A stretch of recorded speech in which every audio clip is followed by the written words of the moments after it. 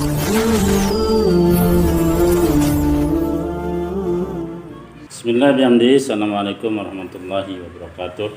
Para pemirsa penonton channel Ruwaq Az-Zahar yang kami hormati, mudah-mudahan pertemuan kali ini membawa berkah. Mudah-mudahan season ini jadi season yang lebih bermanfaat dan mudah-mudahan kita sehat semua. Insyaallah pada kesempatan ini saya akan membahas tentang al-kalam di dalam ilmu nahwu. Kalam dalam bahasa Indonesia artinya kalimat. Kalimat itu kita sudah tahu arti kalimat itu susunan dari beberapa kata-kata. Dan kata dalam bahasa Arabnya itu al-kalimatu. Al-kalimatu artinya wa qaulun mufradun, yaitu satu kata. Maka kata adalah kumpulan dari berapa huruf. Sedangkan al-kalam kumpulan dari berapa kalimat. Al-qawlu al-mufrad, al-kalimatu qawlun mufradun wa hiya ismun wa fi'lun harfun ja'ani ma'nan. Jadi yang dikatakan kata itu harus ada susunan baik dari isim, fi'il, huruf. Berarti kalau ada kata benda, isim itu artinya kata benda, maka itu disebut kata. Misalnya nama orang namanya Muhammad, kata. Nama orang misalnya Zaidun, itu adalah kata. Karena isim artinya kata benda dan tidak terikat oleh waktu. Kalau fiil adalah kata kerja. Kalau dalam bahasa Inggrisnya verb ya. Dalam bahasa Inggrisnya verb, dalam bahasa Indonesianya kata kerja. Dan dia terikat oleh waktu yang tiga, waktu lampau, sedang, dan akan. Kalau huruf adalah kata sambung. Jadi huruf itu ada dua. Ada huruf ma'ani, ada huruf mabani. Huruf ma'ani adalah huruf yang memiliki makna, seperti huruf jar. Dan kita tahu huruf jar itu ada 9 ya. Kalau huruf mabani, huruf yang tidak memiliki makna. Berarti yang bisa menjadi isim itu, bisa menjadi kata itu adalah bisa kata kerja, bisa kata benda, bisa huruf. Tapi huruf yang memiliki makna. Contoh huruf atap, al-waw, waw artinya dan. Atau huruf jar, min artinya dari. Zahabtu ilal madrasati, saya pergi ke madrasah. Ila juga huruf jar, artinya ke madrasah. Atau raja'tu minal madrasah, saya balik dari madrasah. Atau saya kembali dari madrasah. Raja'tu minal madrasah, kata-kata min artinya dari, itu juga disebut kata. Ya, walaupun satu huruf, contohnya tadi alhamdulillahi, segala puji milik Allah. Li itu artinya milik Allah atau bagi Allah. Maka kata li itu walaupun satu huruf tapi bermakna disebut kata. Dan dalam bahasa Indonesia kita tahu kata itu adalah kumpulan dari berapa huruf. Tapi sebaliknya di dalam bahasa Arab itu dia bukan kumpulan berapa huruf juga termasuk kata. Bisa juga termasuk kata itu kumpulan berapa huruf. Bisa juga yang dimaksud dengan kata itu satu huruf, termasuk kata tapi memiliki makna. Di dalam bahasa Indonesia kalau kata itu artinya gandengan dari berapa huruf. Tapi dalam bahasa Arab berbedanya, walaupun dia nggak bergandeng, narak kancan mensak-mensak, dia sendiri, berdiri sendiri, seperti huruf jar misalnya li alhamdulillah, segala puji milik Allah. Itu juga disebut kata. Jadi kata itu adalah bisa dari bentuknya kata benda, yaitu isim dalam bahasa Arabnya, bisa kata kerja atau verb. Dalam bahasa Inggrisnya adalah verb, dalam bahasa Arabnya adalah fiil, kata kerja. Fiil itu terikat oleh waktu tiga, lampau, sedang, dan akan. Kalau isim itu tidak terikat oleh waktu, lampau, sedang, dan akan. Okay? Dan huruf itu tadi al-hurufu yang qasim ala qismain, huruful mabani, huruful ma'ani. Huruf yang tidak memiliki makna atau huruf yang memiliki makna. Yang bagian kata itu adalah huruf yang memiliki makna. Walaupun dia satu huruf tapi memiliki makna, maka disebut kata. Sementara al-kalam artinya susunan dari berapa kata-kata, maka itu disebut bahasa Indonesianya kalimat. Kalimat adalah susunan dari beberapa kata-kata. Di dalam bahasa Arab itu syarat kalam itu ada 4. Pertama lapas, kedua murakkab, ketiga mufid, keempat al-wad'u. Kita sekarang bahas satu persatu. Syarat baru sah dikatakan kalimat atau kalam dalam bahasa Arab dalam ilmu nahwu itu pertama harus ada lapas. Al-lafzu huwa as-sautul mustamilu ala ba'dil hurufil hijaiyah. Apa yang dimaksud dengan lapas yang pertama adalah suara yang mengandung sebagian huruf hijaiyah. Contoh lapas kata Muhammad contohnya. Atau kata pergi. Kata pergi itu kalau dalam bahasa Arabnya zahabun, zahaba atau zihabun, az-zihab atau zahabun. Dalam fi'il madinya zahaba. Zahaba atau zihab artinya pergi. Kata zihab itu baru sah dikatakan lapas apabila ada huruf hijaiyah. Kata az-zihab itu ada di situ alif lam, ada zal, ada huruf ha, ada ba, ada alif, ada ba. Atau zahaba, zal, ha, ba. Itu termasuk kata, kenapa? Karena dia mengandung sebagian huruf hijaiyah.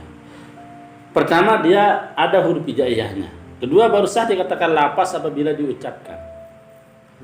Misalnya Muhammad. Kalau saya tulis mengatakan Muhammad menggunakan bahasa Arab sudah dikatakan termasuk lapas, tapi baru dikatakan sah dikatakan lapas apabila diucapkan.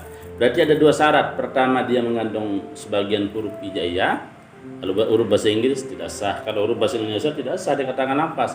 Harus mengandung sebagian huruf hijaiyah. Kedua harus diucapkan.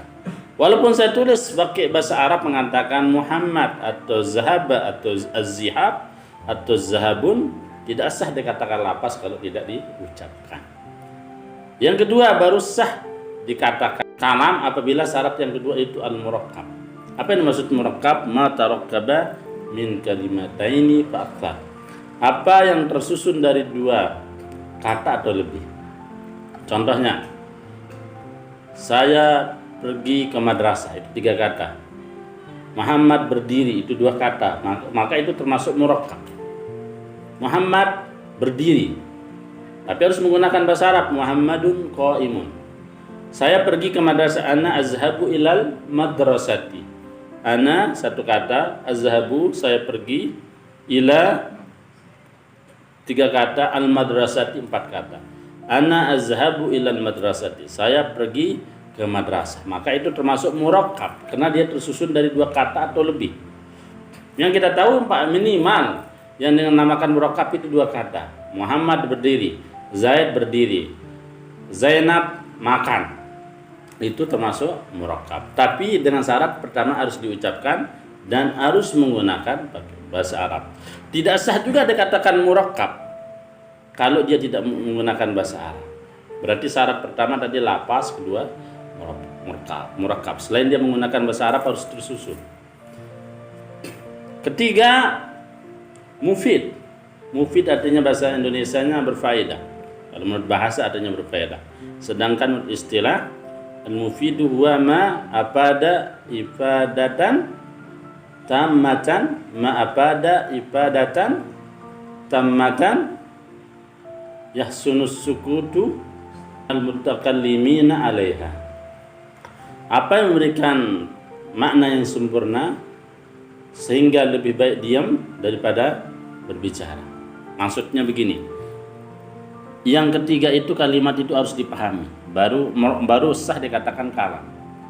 Pertama tadi diucapkan, tulis oleh ada huruf hijaiyahnya. Kedua harus tersusun dari dua kata atau lebih. Ketiga walaupun tersusun kalau kita tidak pahami maka tidak dikatakan kalam. Maka kalimat itu harus dipahami. Contoh, Muhammad berdiri, paham nggak kalimat itu? Kalau kita paham maka dia termasuk kalam. Kalau kita tidak paham dia tidak termasuk mufid. Jadi harus mufid itu harus berfaedah kalimat itu. Saya pergi ke madrasah. Kalau saya paham kata-kata saya pergi ke madrasah itu maka disebut mufid dalam bahasa Arab, berfaedah. Berarti kalau dia tidak berfaedah tidak sah dikatakan kalam. Misalnya berdiri di, Muhammad pi, itu dua kata tapi tidak dipahami maka tidak dikatakan kalam karena tidak dipahami. Saya pergi ke, tidak sah dikatakan mufid atau kalam. Kenapa? Karena tidak memiliki faedah. Berarti kalimat yang tidak berfaedah bahasa Arabnya gairu mufid. Kalimat yang berfaedah bahasa Arabnya mufid. Berarti apa definisi mufid? Huwa ma abada ifaidatan tamatan yahsunus sukutu nan mutakallimina 'alaiha. Jadi apa yang memberikan pengertian yang sempurna sehingga lebih baik diam daripada berbicara pada kalimat tersebut. Alaiha artinya kembali kepada kalimat. Jadi kalau paham pada kalimat itu, kita mengerti kalimat itu, berarti baru dikatakan sah, dikatakan kalam. Harus berfaedah. Pertama harus diucapkan, harus mengandung sebagian huruf hijaiyah. Kedua harus menggunakan bahasa Arab tadi. Kedua harus tersusun dari dua kata atau lebih, murakkab, lapas murakkab. Yang ketiga al-mufid, harus berfaedah. Kalau tidak berfaedah tidak sah dikatakan kalam. Yang keempat, baru sah dikatakan kalam apabila al-wad'u. Apa itu wal wad'u? Ada dua makna. Pertama harus menggunakan bahasa Arab. Kedua harus al-qasdu, disengaja. Bagaimana misalnya ada orang bermimpi pakai bahasa Arab. Misalnya saya bertemu dengan Muhammad di dalam mimpinya, dia menggunakan bahasa Arab. Laqitu Muhammadan fil madrasah. Saya bertemu dengan Muhammad di madrasah, tapi mimpi. Walaupun berfaedah, walaupun menggunakan bahasa Arab, walaupun diucapkan, tapi dalam mimpi tidak sah. Bagaimana kalau kalau kalimat itu menggunakan bahasa Indonesia, bahasa Turki misalnya sabyurum, maka tidak sah dikatakan kalam. Kenapa? Karena tidak mengandung sebagian huruf hijaiyah, tidak menggunakan bahasa Arab. Oke, tadi pertama syarat, yang kedua syaratnya al-qasdu. Al-wadu artinya ada dua. Pertama menggunakan bahasa Arab, kedua sengaja. Berarti orang bermimpi tidak sah. Bagaimana kalau dia tidak menggunakan bahasa Arab? Tidak sah juga disebut kalam, karena syarat kalam itu harus menggunakan bahasa Arab. Bahasa Turki tidak sah, bahasa Perancis misalnya maksi beku, komang talibu tidak sah. Bahasa Korea misalnya annyeonghaseyo, bahasa Cina juga misalnya shifu, tidak sah dikatakan kalam. Karena jadi kesimpulan kalam di dalam ilmu nahwu adalah ada 4. Baru sah dikatakan kalam, baru sah dikatakan kalimat apabila ada 4 syarat. Pertama al-labzu. Apa itu labzu? As-sautu al-mustamilu ala ba'dil hurufil hijaiyah. Suara yang mengandung sebagian huruf hijaiyah. Contohnya Muhammadun, menggunakan bahasa Arab dan diucapkan. Kalau tidak diucapkan tidak sah dikatakan kalam. Yang kedua, syarat kalam atau kalimat itu al-murakkabu. Apa itu murakkabu? Apa itu al-murakkabu? Ma tarakkaba min kalimataini fa aktsar. Apa yang tersusun dari 2 kata atau lebih. Contohnya Ja'a Muhammadun, Muhammad telah datang. Zaidun qaimun, Zaid berdiri. Kalau kita pahami kalimat, kalau dia tersusun kalimat itu maka disebut al-murakkab. Yang ketiga al-mufid. Apa itu al-mufid? Wa ma afada ifaidatan tamatan yahsunus sukutu minal mutakallimin 'alaiha. Apa yang memberikan faedah dengan sempurna sehingga diam daripada berbicara. Contoh, Muhammad berdiri, paham kita kalimat itu, maka disebut itu mufid. Kalau kita tidak paham maka tidak sah dikatakan mufid atau tidak sah dikatakan kalam.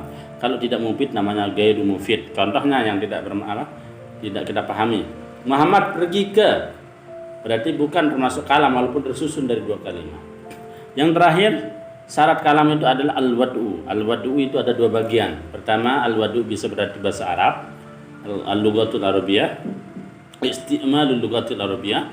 Yang kedua al-qasdu, sengaja. Berarti baru sah dikatakan kalam apabila pertama diucapkan menggunakan bahasa Arab, susun dari 2 kata atau lebih, berfaedah, sengaja dan menggunakan bahasa Arab.